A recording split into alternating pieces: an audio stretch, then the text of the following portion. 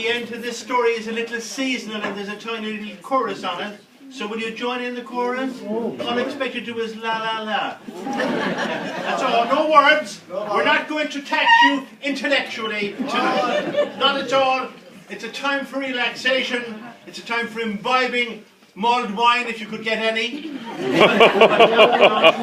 But anyway, it's been like there's a huge number of people now undertaking third level education in Ireland. Is that true? Yeah. And even down in Kerry, where the story is located, they're all dying to get into. There's no university in Kerry, so they all come to the uni in Cork. Now, Kerry people aren't supposed to be the sharpest tool in the box. Some of you know what I'm talking about. You may even have married one, and you're still sharpening him. And they put out these stories that indicate that they are not the sharpest tools in the box. Like, did you hear about the Kerry Tug of War team that was disqualified for pushing?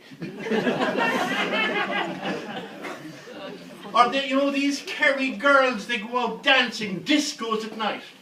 And this Kerry girl used to come home to her father at 2 o'clock in the morning.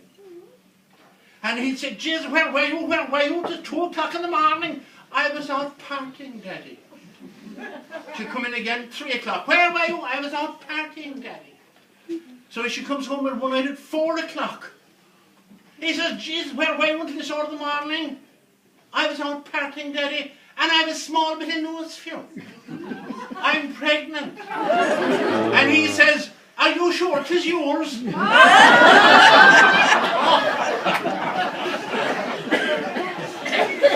Or there was a Kerry pilot who was lost.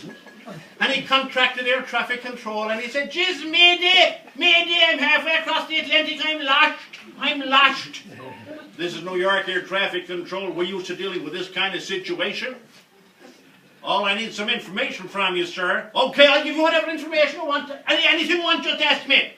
Well, he says, in order for us to help you in out of New York Air Traffic Control, I need your height and location. He says, "I'm 5'7" and I'm sitting at the front of the plane." So, the medical profession are long known for being technically, medically very proficient and skillful, but it's an acknowledged fact that in the medical profession they lack bedside manners. The old patient-doctor relationship has become a thing that they need to work on. So in UCC, which is always at the leading edge of intellectual and academic development, they decided they'd put in a kind of a test to test the social skills of the applicants for the medical faculty, which would consist of a sort of a series of questions by which they would test your rational ability and your ability to articulate and speak. There was a fellow from Kerry, he was dying to get into the faculty, and he got all the marks in the leaving, and he had about this new test that would test his intellectual and medical and rational and sort of persuasive abilities with his patients. He said, "By Jesus, I'm going to get ready for this now." So he began to read the Cork Examiner, the Kerryman, Cosmopolitan, the Irish Times, Irish Tatler and Sketch, the Messenger, the Fold. He was doing the whole lot, and he went up for the interview anyway with the professor of UCC. "I'm head of the medical faculty in Cork, and I'm here conducting this test." "I know, I know, Jesus, I have read all about it in the Kerryman. It's all about this kind of test where you test my..." He says, "Well, I'll tell you what we'll do now. The medical faculty is known to we produce splendid graduates, but they are slightly lacking in the social skills. So the purpose of this test is to test your soul." I'm ready for you. Fire on, City, fire on." Well, he says, I must tell you now, Mr. McGillicuddy, the test proceeds in this fashion.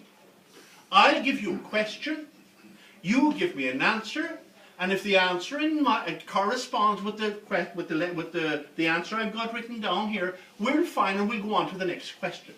If, however, you give me a different answer to the question I've got, but you can persuade me by force of logic and reasoning of the validity of your response, I'll let you through. "Oh, Jesus, fair enough, I think I know what you said there, all right."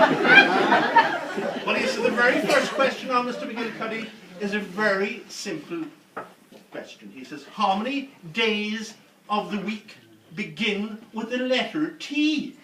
Oh, Jason, no problem at all, man. 4. 4. Well, that's not the question. That's not the answer I've got. I've got a different number down here.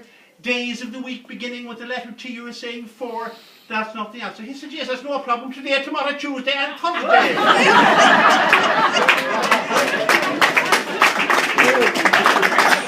Well, Mr. McGillicuddy, I cannot really fault your logic and reasoning, and although it's not the answer I've got here, I will have to let you through. Your argument and your answer was very persuasive. Now he says, for my next question, Mr. McGillicuddy, I'm going to give you a calculator. Oh, Jesus, we have one of those in Killarney, all right. And I learned how to work it. He says, now, this is quite a difficult question, and it's to do with numeracy. He says, how many seconds in a year? Oh, jeez, I need no calculator for that. No, 12 seconds in a year. Oh, Jesus, 12. But he says, I've got a very big number written down here, Mr. McGillicuddy. But if you can persuade me by the logic of your argument, I'll have to let you through. What? How do you make out there are 12 seconds in a year? The 2nd of January, the 2nd of February, 2nd of April, 2nd of May. Jesus.